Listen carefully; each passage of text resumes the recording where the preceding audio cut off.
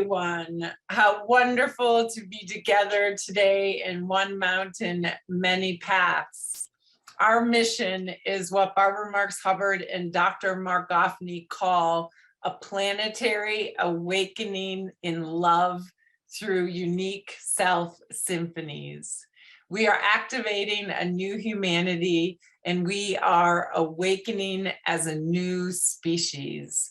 Homo Amor, the fulfillment of Homo sapiens. We are a church, a synagogue, a mosque, a temple, a zendo. We are all of it. No one is excluded, everyone is included, and we come together to attune to the evolutionary impulse awakening within us.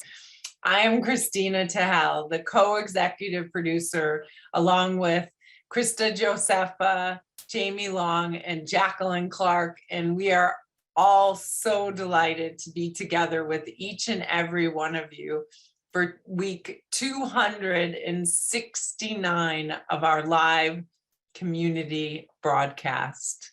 What a privilege it is to be part of this global community where we contribute to humanity's flourishing. Teachings from One Mountain, Many Paths are in books by Dr. Mark Goffney and Barbara Marx Hubbard on our website resources page. You will find these books like Your Unique Self, The Radical Path to Personal Enlightenment by Dr. Mark Goffney. And you absolutely want to read this book, and soon it will be coming out in Kindle, as well as Audible. We are working hard on all of these things. Also know that our live One Mountain broadcast is a key place where new teachings, new leading edge Dharma, new dimensions of the new story emerge for the very first time. Receive ever deeper mystical gifts by stepping intimately into the work and practice of creating the great Homo Amor library, Memory of the Future, with us. Reach out to me for the holy opportunities. My email is in the chat box now. I want to give a ginormous shout out to Benjamin Swarthout, who in devotion and care holds elements of the Great Library, including learning multiple technologies like InDesign and ClickUp. Benjamin shows up at every meeting beaming out love about our work and about our relationships with each other and our relationship with God.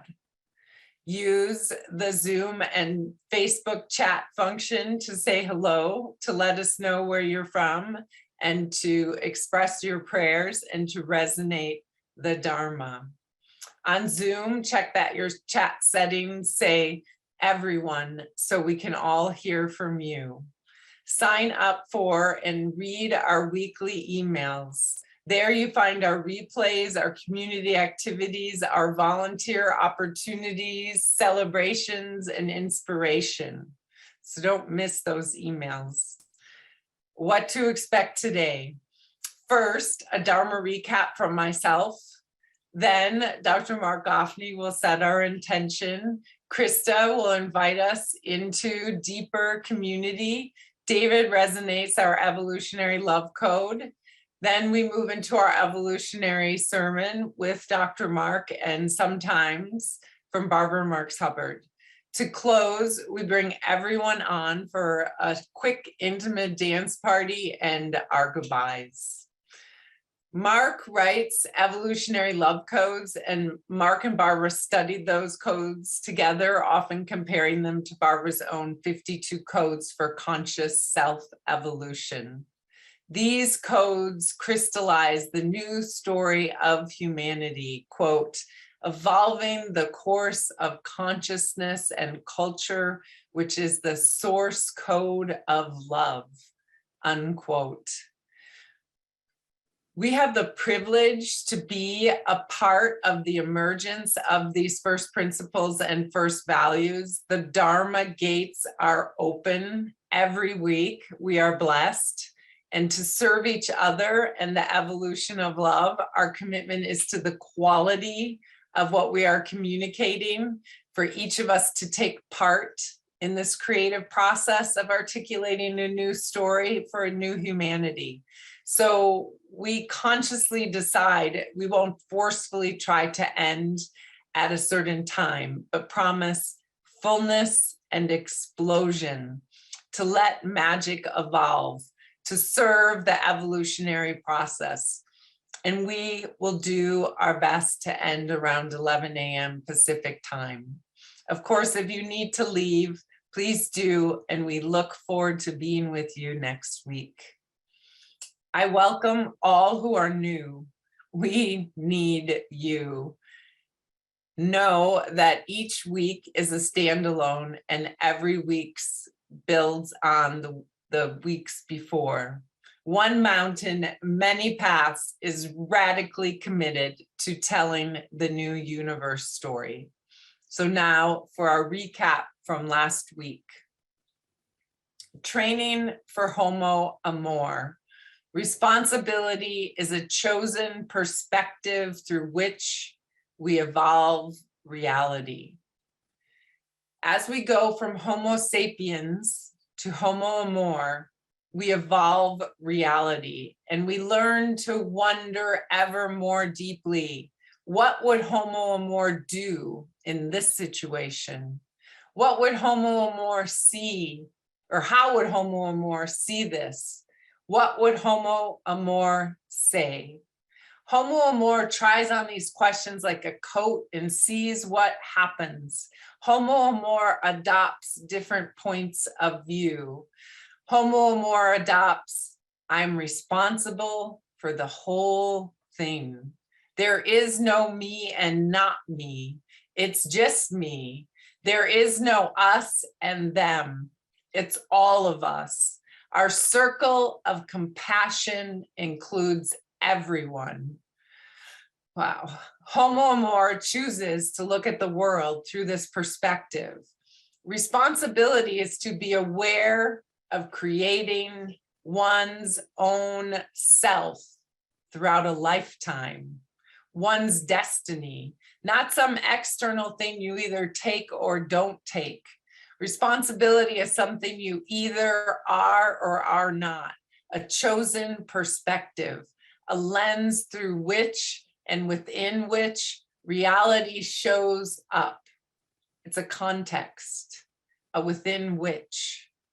Goodness and badness, the saintness and sinnerness, the live or die in hell. Because you're responsible, it is very unattractive. So we are not saying that we are leaving that out. We present responsibility and we don't include moral judgment with it. No blame, shame, badness, or burn in hellness. Homo Amor doesn't forget. A context is a story. It's a story we live in to let reality show up. Homo Amor actually turns inside and finds we are not merely who we think we are. Our essence is love. Love and responsibility evolve in tandem at every new stage of consciousness. We're actually a unique manifestation of the evolutionary impulse that is around us and within us. That we are an irreducibly unique perspective of reality, and we take responsibility for that. We fail a lot, and we're always searching for solutions. It's hard work. Sometimes we go it alone, like walking on a tightrope, holding on to the edge. We let go and trust in ourselves, and we know there's no net down there. Death, as a matter of fact, for some of us. Martin Luther King, for instance, was pretty responsible when he said and stood for, I have a dream. He was responsible and they killed him. An embrace of victimhood and the avoidance of responsibility is a manifestation of our global intimacy disorder. Responsibility is not natural. Victimhood tends to be our default mode. Responsibility needs to be trained and stood for at every new stage of consciousness. The conscious choosing liberates and evolves. We want to be responsible. Training for responsibility is an uphill battle that is totally worth engaging. Awareness of unique self and its obligations demand us to create ourselves responsible. Now, I invite us to more deeply enter into the holy and sacred space of one mountain, many paths, and I turn my word to you, Dr. Mark Goffney. What a crazy, wild, holy delight. And I was turning around just to make sure that I had matches, right, for our Hanukkah menorah, because tonight is the 8th night of Hanukkah. So welcome, everyone. And Christmas is coming up, and we just did Ramadan, and Confucius's birthday must be happening soon. Welcome, everyone. It is a mad delight and beyond joy, right, to be with you and to be here fully ecstatic, meaning I'm beside myself. I'm beside my small self. I'm beside my contracted self. I'm with you. You're with me. We're with each other. We're all with each other. We're holding hands around the world in this unbearably intimate, unbearably painful, unbearably joyous moment in world history, unlike any moment that ever came before.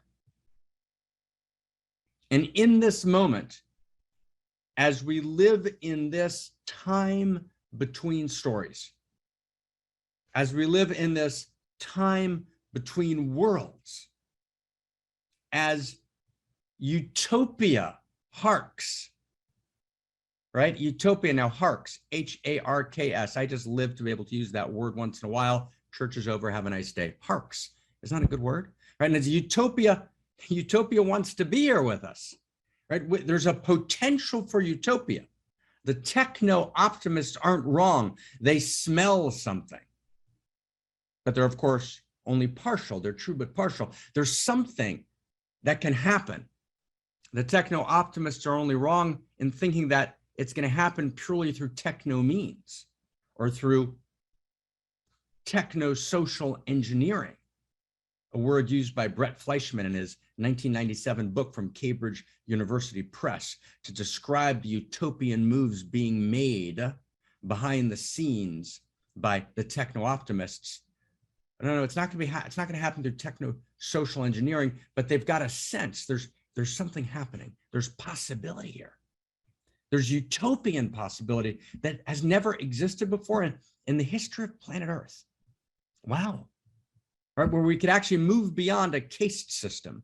We could move beyond haves and have-nots. We could potentially empower every human being, every man, woman, and child, right? And new form of gender that might emerge, right? To know that, oh my God, my story matters. And my story needs to be told and received. And there's a poem only I can write, and there's a song that only I can sing. And there's a way of living and laughing and loving and being that's mine and uniquely mine alone. And then I join hands with you because it's I and you, it's I and thou, and we're together, right? And we play our instruments in the unique self symphony, and we're able to address all the urgent needs in our unique circles of intimacy and influence, and we generate a world that's unimaginable. And at the same time, that utopia harks. See, I got to use that word again, right? Dystopia lurks, L-U-R-K-S, right? And dystopia is the natural trajectory. Utopia is the unnatural trajectory. Remember, we talked about people are not naturally good, people are inherently good. Utopia is an inherent possibility in cosmos. Dystopia is the natural lazy course of events, meaning just goes that way. It's the lowest common denominator. Things just happen to fall that way. Right? If we follow nature which is unrefined, right? Not the inherent possibility, utopia, but we don't train. We have to train for goodness, right? The belief that people are naturally good is the most dangerous belief in the world. Because if we believe that, right, then we don't train for goodness. On the other hand, right, the failure to believe and to trust and to know that people are inherently good is also the most dangerous belief in the world. And the same thing is true about utopia and dystopia, right? The knowing that utopia is an inherent possibility. We call that the natural expression of the narrative arc of the cosmos, in which the first Big Bang, matter, triumphs as life, the second Big Bang, and the second Big Bang, life, triumphs as self-reflective mind, the third Big Bang. We move from the physiosphere, matter, to the biosphere, life, to the noosphere, right, the world of the depths of the human self-reflective mind. We step into the Anthropocene. We realize, oh my, right, wow. And then this third Big Bang, we don't stay in this simple Homo sapien world, which in modernity is governed by rivalrous conflict and win-lose metrics. We don't stay at the lowest common denominator of humanity, but we evolve, right? We are evolution awakening to itself. We are the evolution of love, and self-reflective human mind triumphs, just like matter triumphed in life and life triumphed in self-reflective human mind. Self-reflective human mind triumphs. Homo sapien is fulfilled in a new political, social, spiritual, moral, existential, psychological, embodied possibility, which is Homo Amor. And that's us. And we're standing for that new story.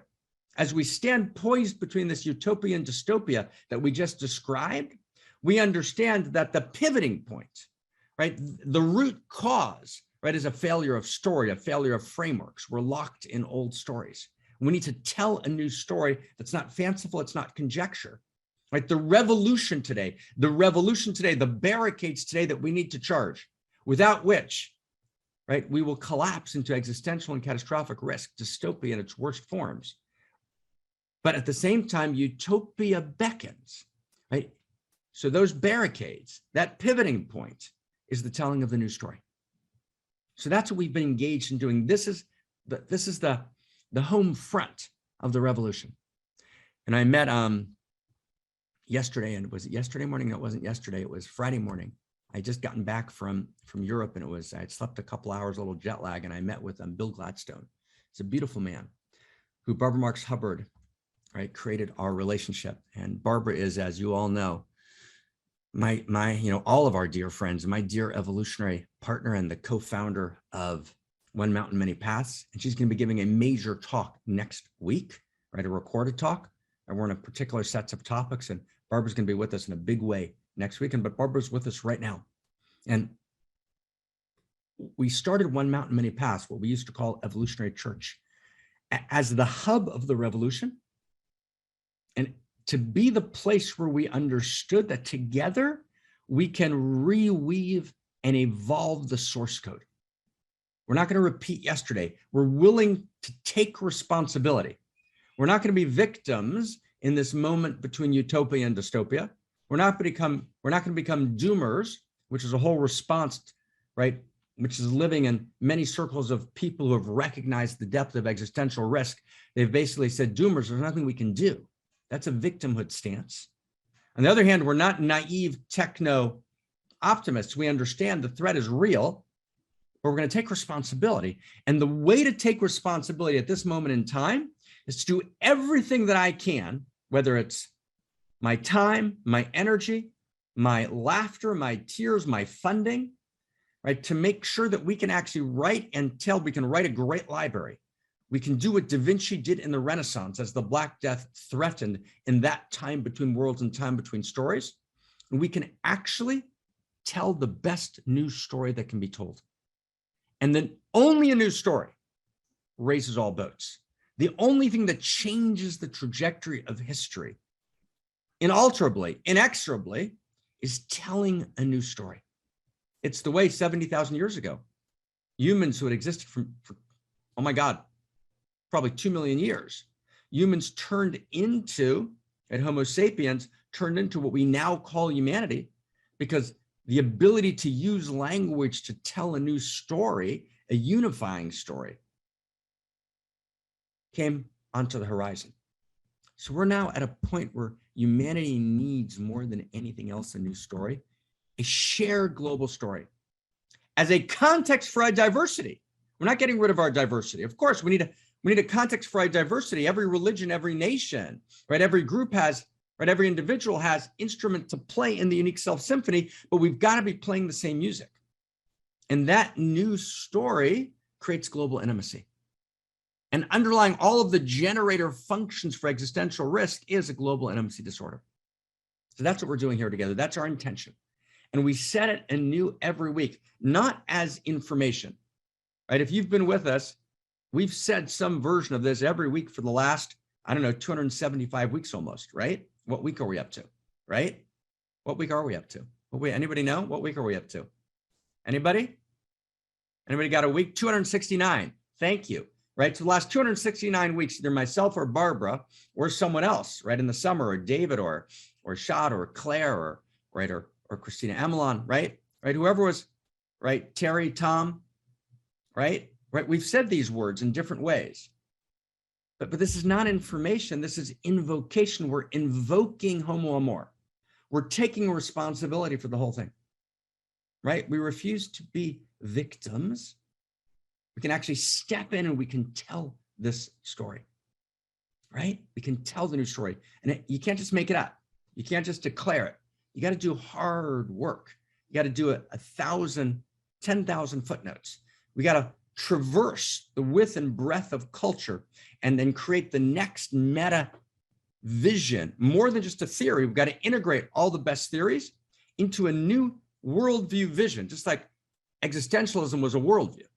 We need a new worldview, which is a context for our diversity, right? Which reconstructs value, which reinvites first principles and first values, which reclaims a new vision of an evolving perennial philosophy, which understands that love is real, it's not a conjecture, that value is real, and that there's a shared story of value in which we participate and which participates in us, that we are evolution and evolution is us, and that we can do this. So, oh my God, right? Like, oh my God. Like, oh my God. I'm madly, madly honored. I'm like insanely honored, right? And delighted, right? To be here with you. And I want to welcome anyone who's new. Who's new. So just in the chat box, if you're new, just kind of tell us, hey, here I am, right? Welcome, right? Like welcome, right? Here I am, right? Like welcome everybody new, right? Welcome. It's like so good to have you, right? So everybody welcome. Just so good. And we're welcome in Cosmos. So good to be with you. And we're here. Yes, my personal development's crazy matters. Your story matters. Your personal development matters. But here's the thing. The whole story is my personal transformation participates in the transformation of the whole. That's what this is about. Like, oh my God, like crazy welcome, everyone.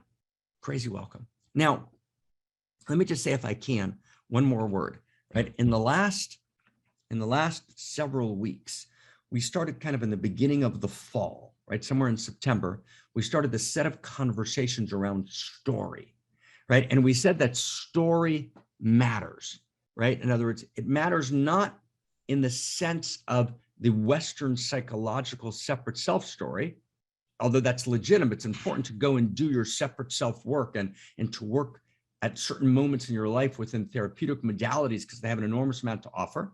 But the therapeutic modalities focus on the story of your past and reorganizing your past in order to step into your present. And that's good. That needs to be done. But that's not what we mean by story. That's a separate self story. That's important. It's true, but it's partial. We also reject as a total truth the Buddhist notion, which is very popular in New Age and human potential circles, which say move beyond your story, just rest in the eternal present. Eckhart Tolle, my friend Eckhart. That's important. That's an important truth, to rest in true self, the eternal present, but it's insufficient. I know we have to actually reclaim our story, but we reclaim our story not just as our separate self story, but my story is, and this is the big sentence, my story is chapter and verse in the great universe story. And we actually recognize, Can everyone feel that? Becca, could we feel that together with me? It's unbelievable, right? In other words, we actually recognize reality is not merely a fact, right? Science, it's a collection of facts in a certain pattern, right? Religion, right? The world is a place to pass through to get to the next world. No, science, religion, there's some partial truth in that, but even deeper, reality is a story. There's a narrative arc to reality. It's going somewhere, right? Reality is not merely a fact. It's a story. It's not an ordinary story. It's a love story. It's not an ordinary love story, right? It's not ordinary love. It's the love that drives, that moves the cosmos. It's an outrageous love story. And then my story is chapter and verse in the universal love story. Now, some of you may wonder, okay, why we've done this Dharma mark. Why are we repeating it? Because context is everything. Okay, so this is not, I'm not getting carried away in the flow. I wanted to very clearly get this on the table. Everyone got this on the table? Then we're going to finish our setting intention. Everyone got this? Everyone got this? Who's got this? Who's got that? It's a big context. Welcome, everyone. To anyone who's new, welcome. Who's got this? Who's got this? We got this? That's the context. We need that context. Within that context, we did 4 weeks on the characteristics of story. What is it? What does story mean? That story is a real quality. What does it mean that we're the storytellers of the cosmos? What does it mean that our stories are chapter and verse in the universal love story? What does it mean that it's an unfinished story that we're completing? So we got all of that. Then we said, now let's look at a couple of plot lines of the story. So plot line 1, are people naturally good? Right? Or are they inherently good? So we talked about that. Everyone remember? Because that's one of the key plot lines in the story. Then a second plot line in the story is, are we victims or are we responsible? Right? Key, utterly critical to story. Is it a victim story? Now, if it's a victim story, and maybe it is. And sometimes victim stories play a role. Simona, right? Here we go. Let's step inside, friends, okay? Here we go, all the way inside. So the second plot line we're looking at is victim or player. Right? I'm going to call it victim or player. And I asked my dear friend who, and Tara and I have studied together for, 10, 12 years, a long time, right? And Terry's a dear and close partner, friend, and studies with us deeply. And he's a pillar. He's holding this with us. And I asked Tara to talk about this victim responsibility issue. And of course, Tara and I have talked about this over the years. And I knew that Tara would beautifully present a very, very important dimension of this conversation, right? Much of which I think is wildly important. And I want to deeply honor. And Tara and I got to talk on Friday and to kind of come to a very deep understanding. We've been in this conversation for a decade, and I want to, take off from where Terry spoke last week and then go a huge, critical, wonderful next step with you. Okay. Our topic is victim or player. This is critical, and it applies to my life. It applies to your life, right? We can't move without this understanding. Am I a victim or am I responsible? Therefore, I'm a player. I have the capacity, right, to engage. I'm a responsible player or I'm a victim. And Terry spoke very beautifully last week about the power of choosing the interpretive frame, right? Terry recognized that objectively victims exist. That's obviously true, right? Terry and I were talking about a person that's very close to him that was attacked in a very brutal way 2-3 weeks ago. We're talking about this this past Friday. And clearly this person was a woman, right? Clearly who was carrying her babies, right? It's an intense story, and thank God she's well. But clearly she was a victim, right? So she was objectively a victim. Now the question is, what's she going to do with that objective fact? And how's she going to hold that? So how do I embrace, not deny the objective fact of my victimhood? Because victimhood can be real. It's an objective reality. That's really important to get. And I think some people might have missed that, right, last week. That's really important. But I've got to hold that objective reality. Everyone get that? And then from there, at the same time, right, I can also turn that fate into destiny. I can also be responsible in that, right? I can also take my place in that, okay? How do I do that? How do I hold the objective reality of being a victim, which is real, and not bypass that? And if you've ever been a victim yourself, I have, right? I understand what it means to be victimized. I think we all do in some way or another. We've all objectively been a victim, sometimes for real. But that's not my interpretive frame. I don't stay there, right? I then take that experience and I mediate it through a prism of radical responsibility. Now, what does that mean and how to do that? And Terry offered some really brilliant exercises last week, which were so important. And Terry put on the tables. So I'm going to call, and if you weren't here last week, that's fine. Okay, that's completely fine. So I'm just summarizing last week, and you can go back and listen, right, to Terry's great talk last week, right, about this notion of, right, whatever happens to me, I receive the objective fact of what it was. That's my fate. That's the objective fact. But objective is not the only quality that exists in cosmos. Subjective exists in cosmos as well. Meaning subjective is how do I experience that? And I can choose to experience that objective victimhood with power. I can take responsibility no matter what is happening. Now, how that works is subtle. There's a dance here, and it's a very deep dance. We're going to spend, and we're going to talk about our lives, your life and my life and our lives and the world's life. And we're going to try and what's our intention? Our intention here is to evolve the source code this week. We're not doing like, oh, let's have like a little nice conversation. No. Our intention is to reweave and restitch the source code and to participate in the evolution of love. So we're doing a 3-part series on victim or player. The first part was last week. If you weren't here, that's fine. You can pick up. We have enough. We've taken us inside now. Like, huge thank you to Terry. And we're gonna honor, and we're gonna take this the next step this week and next week. Okay? So are you ready? Are we ready? Are we ready to play a larger game? Who's ready? Are we ready to play a larger game? We're ready to play or to evolve the source code together, to literally evolve. We literally want to evolve. We want to step into this conversation and not say something sweet or cute. We want to kind of wrap this right in our hearts and actually evolve the source code. Are we ready to participate right in the evolution of love? Oh my God, what a crazy, crazy joy, right, to be here together. Okay, so here we go. David, resonate the code. Take us inside. Oh my God. Thank you, Dr. Mark. And then we'll move to Krista's invitation. Welcome, everyone. It's so good to be here. So as I resonate the code, and as I move this to the side a little bit, there we go. There we go. As I resonate the code, I'm just reminded that we all chose to be here today, and that we were chosen to be here, right? We all felt the calling, we felt the yearning, and we chose to show up. So as I resonate this code, which Dr. Mark and Terry created, and they'll probably be consolidating it over the next couple of weeks, let's find how we have chosen to be here and taken responsibility, as Mark is inviting us into. So this week's evolutionary love code is a manifestation of global intimacy disorder is the embrace of victimhood and the avoidance of responsibility. Love and responsibility actually evolve in tandem at every new stage of consciousness. We participate in the evolution of love even as we participate in the evolution of responsibility.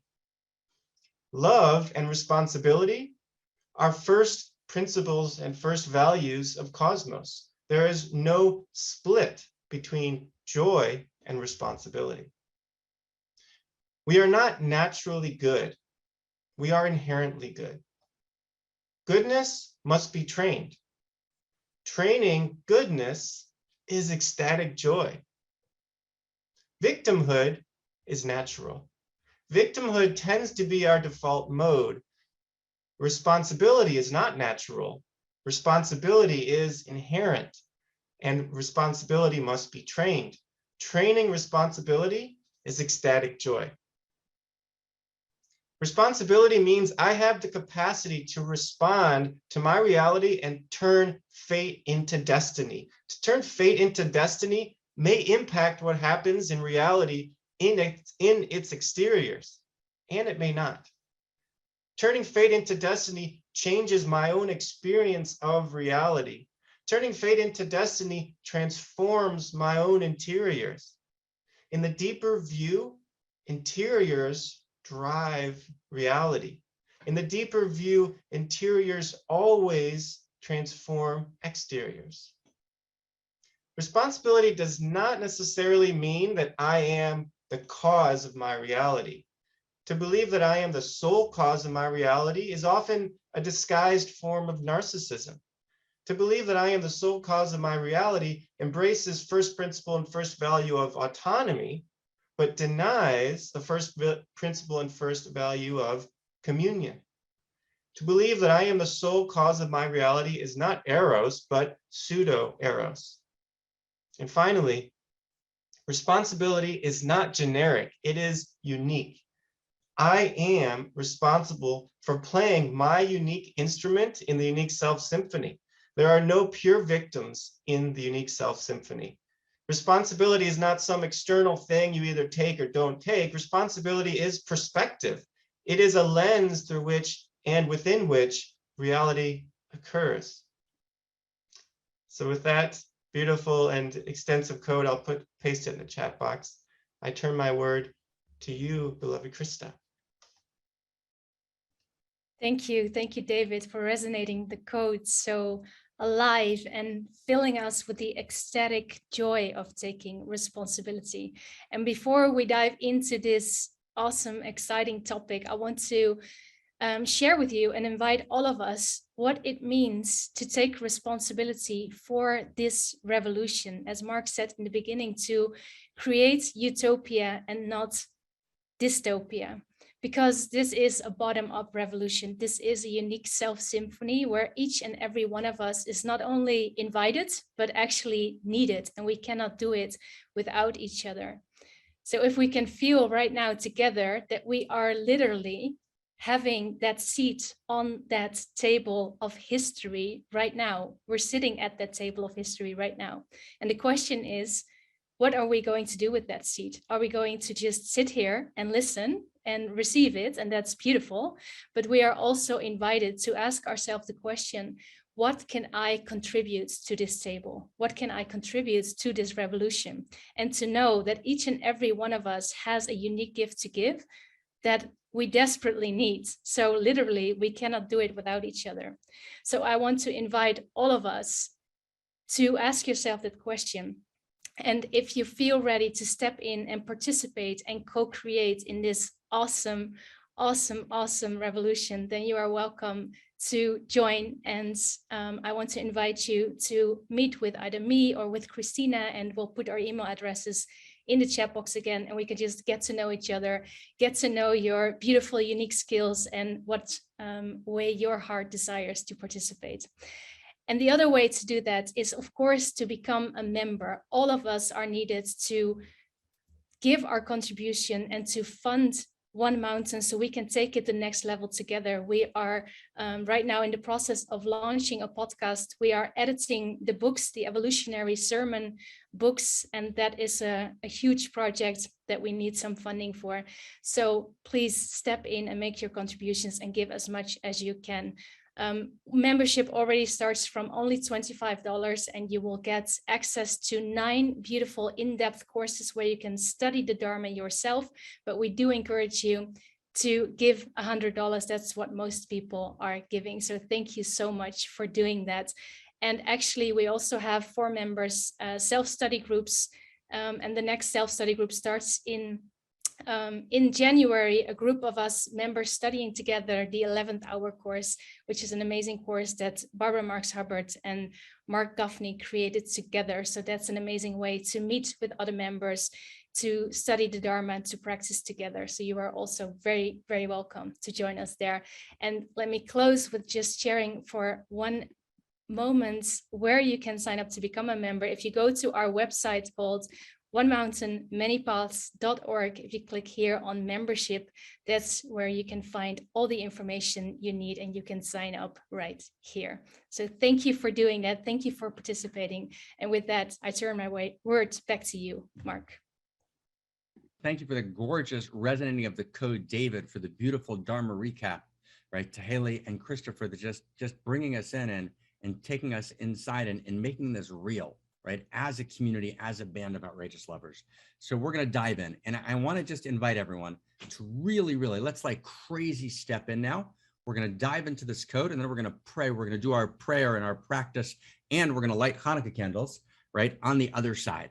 Okay, and it's really big today and next week and last, this victim or player conversation. But I want to invite you to step in, not just for your own knowing. Are you willing? are we willing to step into a new depth, take responsibility for the source code itself, and to actually break through this great conversation, right? There's all the people saying, wow, you got to take 100% responsibility. All the other people kind of laughing at them and saying, why are you taking 100% responsibility, right?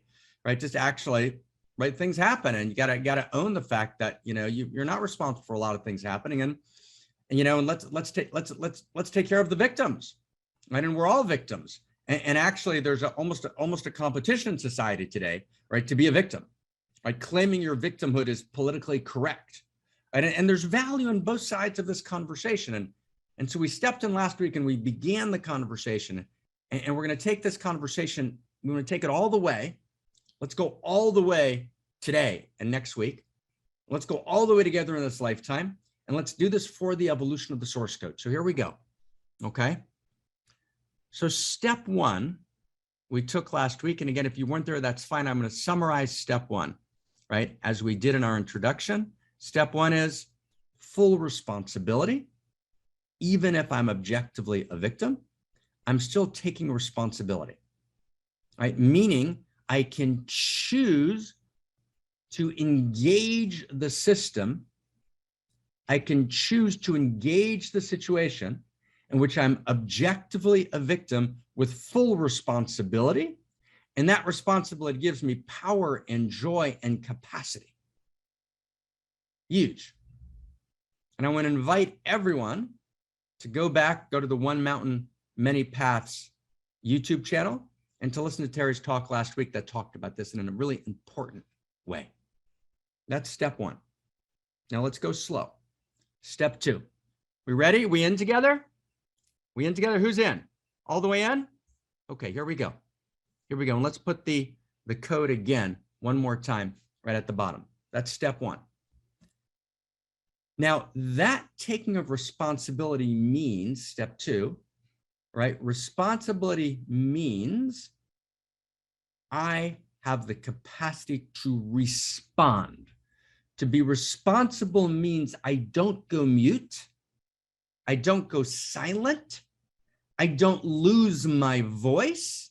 I have the capacity to respond. Responsibility is the capacity to respond and to respond with power. Right, to take fate, as we said a few minutes ago, and to turn it into destiny. Even if I'm objectively a victim. So I want to give you a very dramatic example of that, okay? Let's take a look at people in Auschwitz in 1944 who are walking to the gas chambers. And in 1944, there were some 15,000 people being gassed every day. Mostly Jews, also gypsies, right? Other minority groups. 12,000 to 15,000 people being gassed a day. Some of those people were my relatives. And my mother would describe to me as I was growing up what many of them did in those last moments walking to the gas chambers. Now, were they victims? Absolutely. They were objectively victims. Did they have power in that situation? Right? They seemed to be objectively powerless, right? And yet, as they walked to the gas chamber, they sang. And what did they sing? They sang, "O ani ma'amin be'emuna sheleyema." This exact tune. Beviat HaMashiach ani ma'amin ve'af al pi שיתממע עם כל זה, אחכה לו, בכל יום שיבוא, בכל יום שיבוא. Which means, I trust with complete trust that history will climax for the good. And the word for that in the lineage is the Messiah will come. But the Messiah means not a person riding on a white donkey, but a new age, a utopia. Right? I trust with complete trust that the world will evolve for the good. And even though it's going to take a very long time,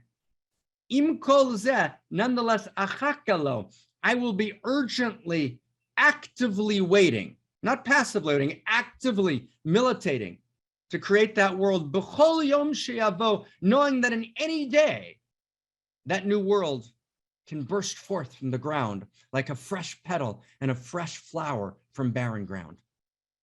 My friends, they were singing that walking to the gas chambers. Were they objective victims? Of course they were. Of course they were objective victims. And the notion to suggest that there's anything in what Terry said last week that would suggest that they're not objective victims would be to misunderstand. Of course they're objective victims. And Terry's expressing a position that was put very strongly into the world by the neo-Heideggerians, by the phenomenologists, by certain Buddhist schools, right? An older friend of mine, Werner Erhard, picked up a version of that and taught it intensely in the Forum, and John Hanley and Terry taught it in LifeSpring. It's an important position. It's important, and it's sacred, and it's holy. Right? Were my relatives walking to the gas chambers, were they victims? Of course they were victims. But were they only victims? Did the objective reality dominate, or did their infinity of subjectivity?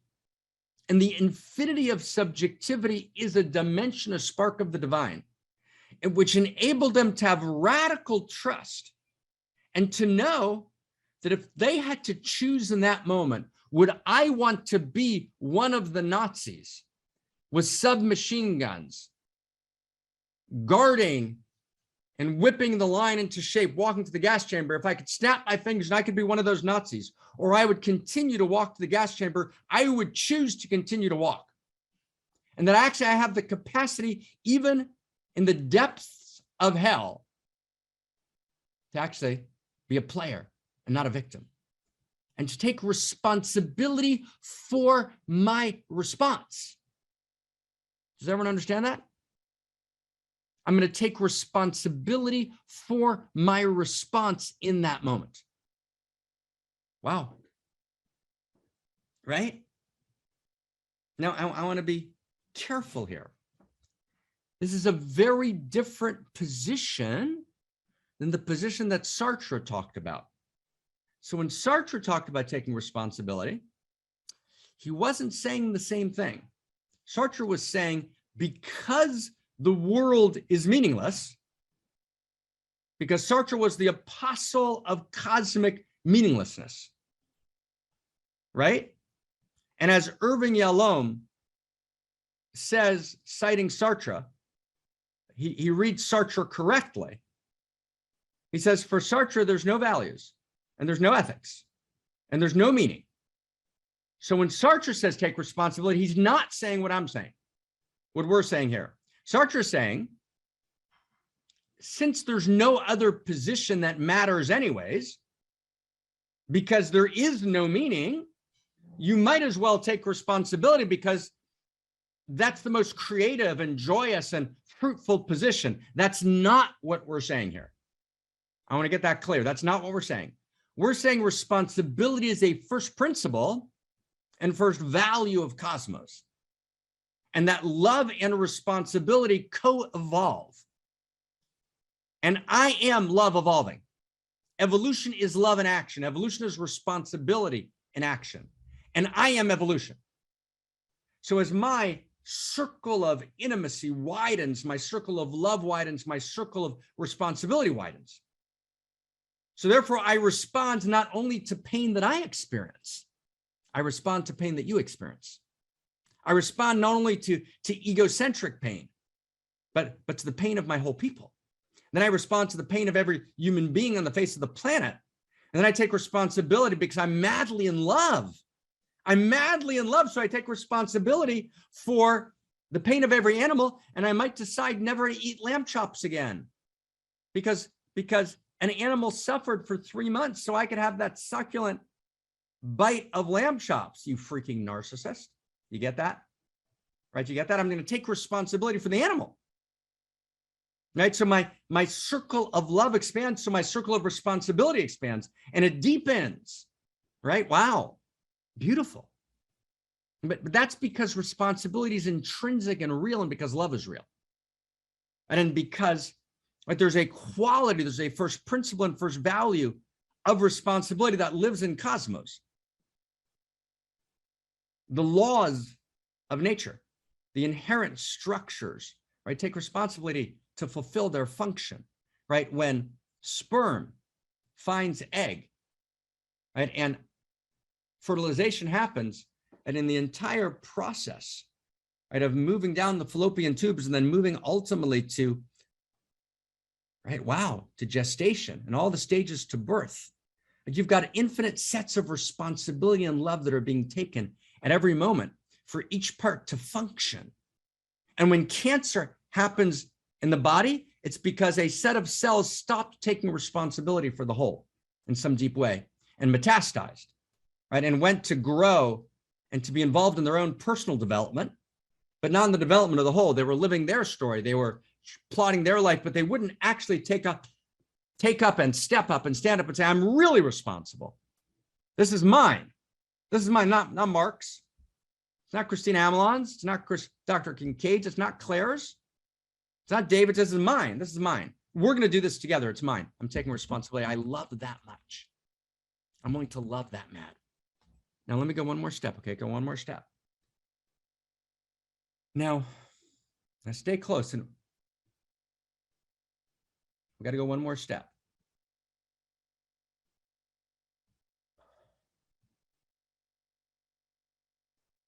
Were my relatives walking to the gas chambers cause for the gas chambers? No, they weren't. They weren't. Was Terry's close friend who was attacked recently, and thank God as well, was she cause for being attacked? No, she wasn't. But we first have to say no. We got to start with that no. We got to start with that distinction. We're not going to end here, but we got to start and get that distinction, because that distinction is absolutely true. My relatives were not cause for Auschwitz. And I cannot tell them they were cause for Auschwitz, because that would be an ultimate violation. Right? And Terry's close friend wasn't cause for being horrifically attacked. That's unbelievably important. And when I'm in Rwanda, yet as Bill Clinton was president and America stood by, as Samantha Powers outlines in her book called A Problem from Hell, the problem of genocide in the 20th century, and she outlines the State Department cables in deciding whether or not to respond, right, to the 800,000 people butchered in 100 days as the world watched in Rwanda, as the Hutus, in this case, butchered the Tutsis. So as a Tutsi mother is watching her child being macheted by her Hutu neighbor, is she cause for that happening? You have to answer a resounding no. And that's a critical distinction. Responsibility means I can respond. Now, in that moment, you might not be able to respond, but you can respond. And I can say that because I've seen in my family, right, after people witnessed unbearable horror, they decided to respond and to create. My mother was buried alive at age 4 in the Holocaust, and she responded and created a life. She could have spent her entire life being a victim to that horror. That's just the first horror, but she didn't. She understood that she was objectively a victim, and then she responded creatively, right, to create joy and to create possibility and to create future and to create goodness and to create truth and to create beauty. So responsibility means that I respond. But does it mean that I'm cause, that I created that reality? No. No, the Tutsi mother is not cause for her daughter being macheted in front of her. Now, you might say, well, why does that matter? Why do we have to talk about that? Well, because to actually be Homo Amor, I can't stay in my middle class, lower middle class, upper middle class environment and speak about victim and responsibility from the perspective of Portland, Oregon, or Miami Beach, or California, or Utrecht, right, or Corsica, right, or San Francisco, right, or Amsterdam. I've got to actually feel the joy and feel the pain of every human being on the face of the planet. And I've got to feel into, because we're trying to create and to evolve the source code, right, a teaching on victim or player that can be held any place in the world. So to be responsible means I can respond, I can turn fate into destiny, even when I'm walking to the gas chambers. At the same time, what it doesn't mean is that I'm cause. Okay? Has everyone got that? Let's go one more step. Let's go one more step. We're not done. Okay, we're gonna go one more step, and then we're gonna light Hanukkah candles, and we're gonna pray together. But this is deep. Who's with us? Who's tracking? Who's with us? Who's tracking? Who's with us? You with us? Who's with us? Okay, do you ever get that distinction, how important that distinction is? Do you ever get that distinction? It's a big distinction. It's really important. It's a huge distinction. Okay? It's a huge distinction. That's like our first step. But let's go another step. Okay, let's kind of read our code for a second. Right? It's a critical code. So responsibility means, right? And let me see if I can find it. David put it in here, didn't he? I think he did. He's awesome. A manifestation of the global intimacy disorder. And maybe someone can put the code in the bottom so we can just read it together, okay? Let's put the code in the bottom. Can we flip it on the bottom there? Okay, good, fantastic, thank you. Thank you, right? A manifestation of the global intimacy disorder is the embrace of victimhood, right? And as I show up as a victim and I don't feel responsible for the experience, right, of the Tutsi mother. So I avoid responsibility, but I actually need to understand love and responsibility evolve in tandem at every new stage of consciousness. And we participate in the evolution of love, even as we participate in the evolution of responsibility. So my ability to kind of hold on the lamb chops, experience what it's like to be a Tutsi mother, right, to always respond. And if actually we're at this dystopian moment between in this time between worlds, this time between stories, and this moment of dystopia, I'm going to take responsibility. I'm not going to wait for the chairman of the Joint Chiefs of Staff. They're going to take responsibility. We all think there's a room someplace where there's people taking responsibility. So I want to tell you, it's not true. It's ours to do. We take responsibility for real. And the way we're taking responsibility is we're making this Da Vinci move together. Together, let's resource, let's have researchers, right? Let's have editors. Let's actually step in, right? Let's create the resource to write this great Homo Amor library in film and in media, right? And in writing and in podcast and download it into culture. That's ours to do. That's the moment. And love and responsibility are not, as Sartre says, right? We don't take love and responsibility because that's our best choice in a meaningless world. We might as well choose that social construction because it seems to have the best results. No, love and responsibility are first principles and first values of cosmos. And just know there's no split between joy and responsibility. Responsibility is radical joy. And here's the thing. Let's tie this into the previous codes. We're not naturally good. We talked about that 3 weeks ago. We're inherently good, but goodness must be trained. And training goodness is ecstatic joy. Victimhood's natural. I mean, they did it to me. And the intuitive movement is to retell the story in our minds of the people that did it to me. And you know what? They might have done it to me. That might be true. You're right. They might have done it, right? You're right. Gewalt. Oi, they did it to you. Okay, we got that. That's the objective fact. Now, what do you do with that information? Right? Right? And so I've got to get out of victimhood tends to be our default mode, but responsibility is not natural. Responsibility is inherent. It's a quality of cosmos that lives in me. And it brings me great joy, but I've got to choose it. Responsibility must be trained. It's part of training goodness, right? And training responsibility is ecstatic joy. Now, responsibility means that I have the ability, the capacity to respond to my reality and turn fate into destiny. But it doesn't mean that I'm necessarily cause of my reality, right? Does everyone get that? right? Now, when I turn fate into destiny, right, it may impact, right, on what happens in reality and its exteriors. It may change the way things happen in the world, and sometimes it doesn't. But turning fate into destiny, right, changes my experience of reality, right? And all of reality is experience. David, this is for you. Whitehead called it pan-experientialism. I call it pan-interiority. Right? I mean, everything, all of reality is insides and outsides. Right? So everything, and my interiority, my insights participate in the interior of cosmos. And in the deeper view, actually interiors drive reality. So in the deeper view, if I change my internal experience of my victimhood, my changing my internal experience ultimately, in the long view of history, the moral arc of history is long, but it bends towards justice, and it bends towards goodness, and it bends towards truth, and it bends towards beauty. So if I change my interior experience of my objective victimhood, I'm actually changing something in the very source code of cosmos. And in the deeper view, interiors always in the end, I transform exteriors. Now, again, responsibility does not necessarily mean that I'm cause of my reality. To believe that I'm the sole cause of my reality is often a disguised form of narcissism. To believe that I'm the sole cause of my reality embraces, now I want to get this next point here, okay? I want to get this next point, 201, okay? So stay with us if you can. Okay, stay with us. As Tahili said, right, this is where we want to evolve the source code. This is wildly beautiful and wildly important. Let's get this next point. It's critical.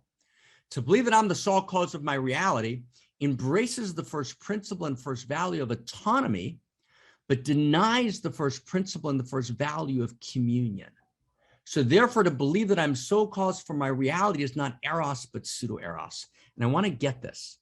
So when Werner Erhard, right, is kind of reading Heidegger and doing Buddhism and merging them together and creating this notion of I'm 100% responsible for the whole thing, part of the weakness of that position is that it actually affirms, it gets the Western value that kind of defined Werner growing up as Jack Rosenberg. And Werner and I, we like each other and we're friends, and I love the man, and he got this wrong, right? And Werner, if you're listening, I love you mad, brother, okay? Got this wrong. There's not just autonomy. That's one first principle and first value.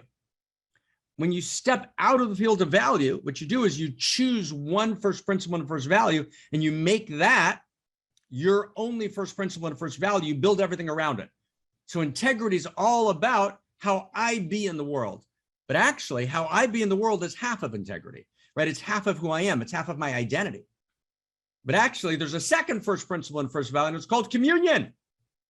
And communion is how other people and how the larger field impacts me.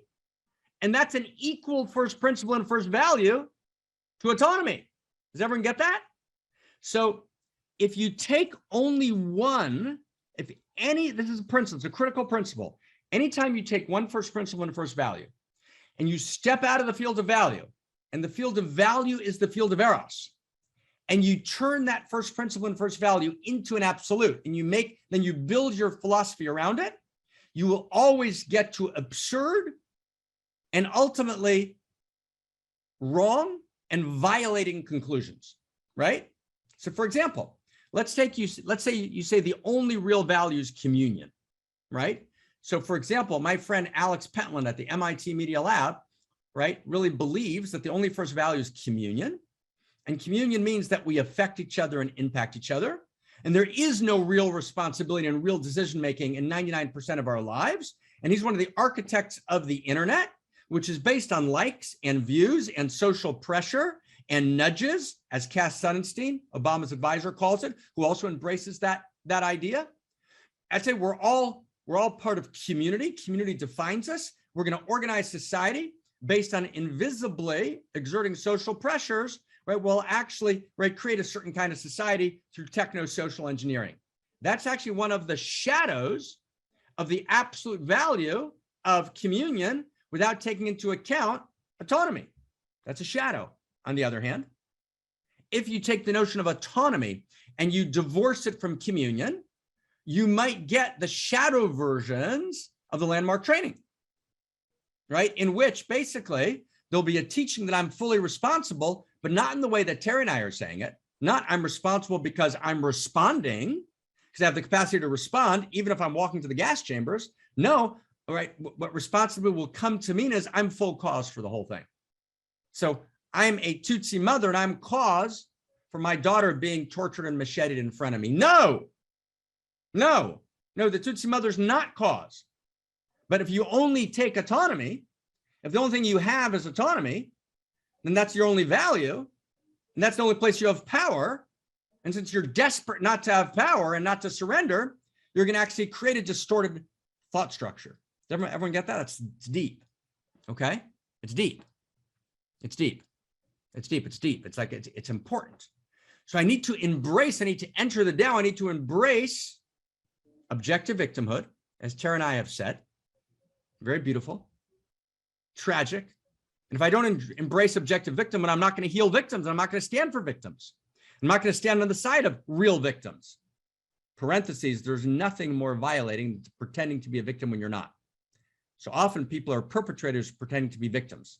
That's Cartman's triangle in psychology. That's not what we're talking about now. We're talking about real victims. If I don't recognize objective victimhood, I won't stand on the side of victims, and I won't stand on the side of myself when I've been victimized. But that's only one lens. Then I've got to turn the lens, and I've got to dial up my full capacity to respond powerfully in any and every circumstance, to kindle my heart and to be an outrageous lover when my heart's broken. My heart's broken open. We live in a world of outrageous pain. That's an objective fact. But we can respond. We can take responsibility. That's the Dharma. The only responsibility to outrageous pain is outrageous love. I kind of respond as an outrageous lover. And yet, part of being an outrageous lover is not to say that I'm cause for the violence done to my daughter in front of me, right? Which was the most horrific experience a human being could actually see happen, right? The Tutsis and the Hutus. And wow. So I've got to embrace both values right at the same time. Now, I want to say something kind of completely wild here, which I'm not going to go further into this week. We're going to talk about it maybe a little bit next week. And we got to work with this. We're just at the beginning of this. And again, this is for you, this is for me, this is for us, but it's also for the source code. So let's bracket our narcissism for a second. Just for a second, don't worry, not for too long, okay? I know, it's hard for all of us. But let's bracket it. We're mad lovers now. We're participating in evolving the source code. Okay, so I want to say something kind of shocking with your permission. I'm not going to try and explain it. It's paradoxical. Because everything we've set up till now is absolutely true, but here's a paradox, but which you can't, right? It can't be held, right, in coherent terms, but I just want to throw it into the space, okay? So there's a teaching in Tibetan Buddhism, the deep mysteries of Tibetan Buddhism. There's a teaching in the deep mysteries of the interior sciences of Hebrew wisdom. It's a teaching that's lived in my heart, oh my God, for decades. And I want to share it with you now because it's relevant. Right, I'm going to leave it as a mystery with your permission. Okay, so gently, so humbly, so tenderly. Right, this is quivering tenderness. It's beyond audacious. So are we ready? Again, this is not easy, and it's gorgeous. Okay. If there would be one couple, any two people, boy, girl, girl, boy, right, gender, what, any two human beings, right, who are really outrageous lovers. And they really go all the way in this lifetime, right? Any one couple that really loves all the way, oh my God, the world is liberated, right? I just got back from Portugal, where I did a 5-day, 16-hour-a-day intense marriage encounter. It was beautiful. It was hard, and it was, wow, it was beautiful and gorgeous human beings, and wow. And we said to each other as our intention, right? And that's our practice. It's our, right? When we practice as outrageous lovers, right? If two human beings can get it, any two, right? And we can love each other all the way, we can uncoil the contraction, not on the public stage, right? Not on the public stage, right? Between us and the palace of thought and the palace of imagination, and the spaces that exist between us across oceans and across time. Right? If Krishna and Radha can ever come together for real and love each other all the way, then everything is transformed. Then everything changes. Wow. So in some sense, doesn't that mean that I'm cause for everything?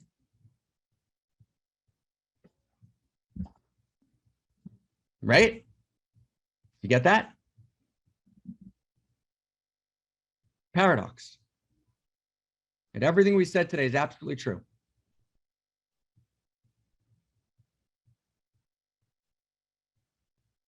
But friends, and if we can find this, and it's so, and again, when I say everything we said today is absolutely true, it's absolutely true, right? Meaning we got this. And there's a wild and here, right? I mean, can I just ask you for a second with your permission? Where were you at the moment of the Big Bang? Where were you? You were in St. Louis? There was no St. Louis. Well, where were you? You were in Paris, of course. Where else would you be at the moment of the Big Bang but Paris? Where were you? You were in Montana. London? Right? Where were you? It was you who did it. It couldn't have been anyone else, right? It was you. You did the Big Bang. It was you. You did it. You're responsible for the whole thing. There's a deep truth in that. Not a conceptual truth. It's not a truth which removes the correctness of saying that obviously you're not cause for the gas chambers. And obviously you're not cause for your daughter being macheted in front of you. Obviously you're not. That's clear. No if, and, but, full stop, end sentence. Book closed. And there's some way, if we only knew who we really were, right? And actually, it's not quite true that you caused the Big Bang, right, beloved? We did together. We caused the Big Bang together, right? All of us, madly loving each other and desiring each other's goodness and truth and beauty, and desiring each other's song and poem and story, right? Wow. Yeah. Wow, so we got to get started here. We got to get started. This is part 2 of this great victim or player conversation. We're here to evolve the source code. So I'm going to do just one last step. And thank you, whoever's made it through. And thank you to Haley for creating this beautiful frame, because we needed to explode into this today. So we're gonna light candles. And I'm going to tell you why we're going to light candles. It's Hanukkah, and we're going to, of course, do Christmas, and we'll do Ramadan, and any holiday that we don't know about from a great tradition that we missed, like tell us so we can celebrate it together. All right, Advent. We're in the moment of Advent. But let's be in Hanukkah for a second. So I just want to tell you one thing about Hanukkah, because it's crazy beautiful, and it's about this story. It's about victimhood, and it's about responsibility. Like, what a crazy, this is so gorgeous. And if you get this, it'll just blow your heart out. And I was with my friend Sharif and Gabriel on Friday night, and we were with our friend Lonya, right? And we were talking about this, and it's so deep, it's so beautiful. So what's the story of Hanukkah? Just 10 seconds, here it is. So the story of tonight's St. Nicholas in Holland, right? Oh my God, thank you. Thank you, St. Nicholas in Holland. So stay close, friends. The story of Hanukkah, the way it's told is, and this is a specific gift for my friend Terry. The way the story is told, right, here we go. The way the story is told is, it's 160 years before the Common Era. There's this Greek Seleucid Empire, which conquers Jerusalem, destroys the culture, takes over the temple, right? And then there's this small group of rebels led by Judah Maccabee, who challenges them. They overthrow the few, overthrow the many. The apparently weak overthrow the strong. David overthrows Goliath. It's an incredible story against all odds. They get to the temple.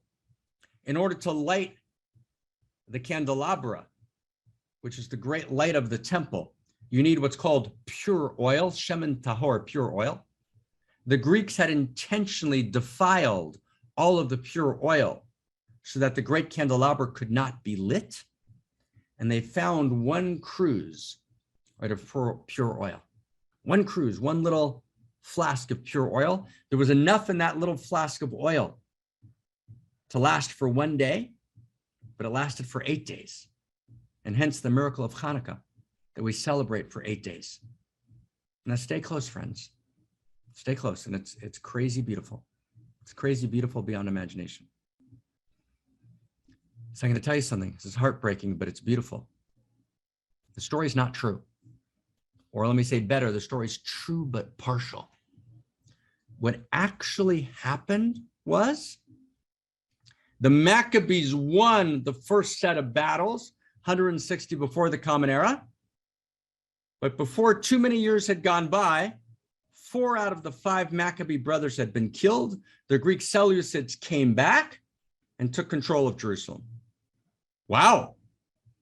And only one brother, Simon, remained and made some sort of uneasy peace. But the Seleucids won the battle in the end.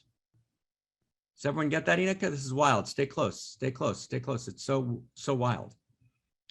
So the victory of Hanukkah was a partial victory. But in life, we celebrate partial victories. We don't wait for a complete victory. We celebrate every partial victory. But it's even deeper than that. And this is the key. See, what did they do? There's 2 stories they could have told. They could have told a victim story.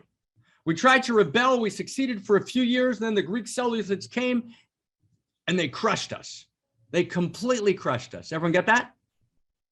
But they chose, the Maccabees, the heroes, they chose to tell a different story. They chose to take responsibility. They took responsibility, and their responsibility was in the story they choose to tell.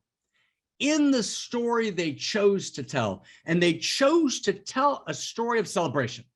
And they chose to celebrate partial victory. And they chose to tell a story of the heroic. And they chose to tell a story of light. And they chose to tell a story in which a little bit of light disperses a lot of darkness. And friends, it's now 2,000 years later.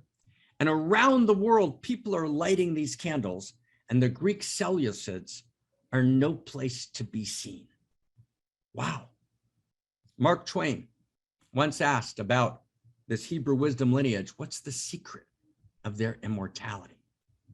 The secret is the story they choose to tell. The essence of the covenant, and we're all in the covenant, right? And Christ is all of us, and Israel is all of us, and Muhammad's all of us, but the purity of, the best of. So the best of Israel is this understanding that I'm not going to tell a victim story. I'm going to tell a hero story. I'm going to turn fate into destiny. I'm going to celebrate Hanukkah, even though it's a partial victory. And that choosing of responsibility, that response with a great story, that creates Hanukkah. That's why we're lighting the candles. That's the miracle. The miracle is that if I choose to find the spark of the sacred and to make that the story that I focus on, to make that the story I tell, that's the story that's going to live 2,000 years later. That's the story that's going to usher in the subversive revolution that participates in the evolution of love and the great power that victimizes of the Seleucids. When was the last time you saw a Greek Seleucid walking around the streets of any place? You haven't, because they disappeared. But the people who chose not the victim story, but the hero story, the unique self-hero story, right? We're here together, right, to light those candles, right? Oh my God, right? Oh my God. So here we go. You ready, everyone? We'll just take 1 second and we'll light these candles.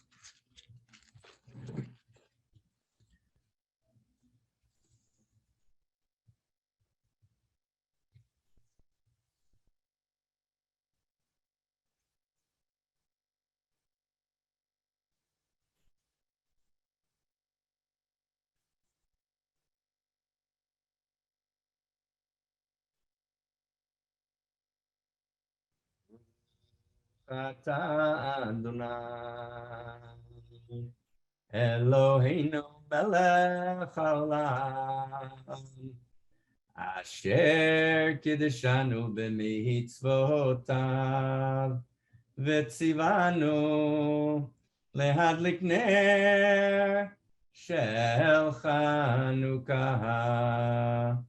Baruch atah Adonai Eloheinu melech haolam she'asa nisim lavoteinu bayamim hahem b'zman hazeh. Yes. Yes, yes, yes. Oh my God. Oh my God. Wow. Let's pray. Let's offer our holy and our broken hallelujah right up on the altar. Whoever's still here with us is completely perfect. Could not be better. Could not be better. Let's pray. Let's offer our holy and broken hallelujah, and that we can turn it all into a gorgeous, unique self story and never lose our capacity to respond and take responsibility together to respond to the whole thing. And in some mysterious way, we're even cause for the whole thing. Oh my God. Oh my God. Oh my God. So we're not going to do the whole chant. We're not going to do all of Leonard Cohen. But I just want to ask everyone just to meet us in the chat box and see if we can just kind of pray directly. Right? And just write into the chat box, right? The prayer of responsibility, which is, right? I'm responding. I'm turning fate into destiny. However you want to say it, I'm moving from victim to player. Right? I'm moving from victor to player, right? I'm turning fate into destiny, right? I'm standing, right, for the whole thing, right? I'm responding to all of it because I am all of it, right? And if you have the audacity, right, to hold even that mystical truth, to even touch the truth that in some sense, right, I'm responsible for the whole thing. I didn't create it. I acknowledge and I recognize victimhood. Right, but oh my God, I'm not going to lose my voice. I refuse to be only a victim. How about that? I refuse to be only a victim. Someone can find that in the chat box, right? I refuse to be only a victim, right? I refuse, right? I'm standing for the whole thing. I'm standing for the whole thing, right? And really to say it in one sentence, I am Homo Amor. And let's just blast the chat box if we can, because that's the whole thing. Homo Amor, what we've just been describing is, this is what Homo Amor is. I am Homo Amor, right? I am Homo Amor, right? And if you're with us any place, anywhere in the world, right? I am Homo Amor. I am responsible Homo Amor, right? All the way, right? All the way, nothing left out, right? I am Homo Amor, right? And the question always is, how deep is your love? And we end today with, how deep is your love? And is my love deep enough to be Homo Amor? And is my love deep enough to know that if I would only love that much, I could change the whole thing? That's also true. That's also true. I am Homo Amor, right? Thank you, everyone. Like, thank you. Right? We're right in the middle here. We're going to go all the way. We're going to go all the way in this lifetime. We're going to take responsibility for the whole thing. And, oh my God, we're going to bow before the mystery. I am Homo Amor. Anyone else? Just a couple more people if we can find it. No one's outside the circle, right? I am Homo Amor, right? But we're not doing, my friend Sam Harris, we're not doing the Sam Harris intellectual podcast. No, we're doing it. We're being it. Let's be it. Let's be vulnerable together, right? And let's be great together, right? I am Homo Amor, like for real. We're bringing that total humility, right? As we always say, Kirsten just brought it down, total humility and total audacity, right? Because humility and audacity are the same, right? I am Homo Amor. And when you say it, if you say it for real, and we might have said it 1,000 times, but if this time I say it for real, something moves in the source code, right? When I actually say it for real, I become cause, right? I become cause, right? There's a moment when I stop being at the effect of the world and I become cause. To be unique self is to be cause in the world, right? Wow. Right? We created the Big Bang. And that energy that moves through the Big Bang moves through us right now in this very second. How deep is your love, right? Am I willing to be cause? Full humility, right? I recognize victimhood and I bow before the mystery and I'm filled with mad compassion. And I certainly don't hold any responsibility for anyone responsible for being cause of the gas chambers. But of course not. And paradoxically, I want to be cause of the whole thing. And I feel that in some way, right, I have superpowers. But I can be cause of the whole thing. I can be cause of everything in my circle of intimacy and influence. And that's my position. And I'm going to hold that position to my dying breath. And I'm cause of the whole thing. We are Homo Amor. Right? Oh my God. So take us inside. How deep is your love? Right? Our last closing chant. That's our prayer. And our love goes so deep. I am Homo Amor. Take us inside. I'm cause for the whole thing. Oh my God. Right? Thank you, thank you, thank you, thank you.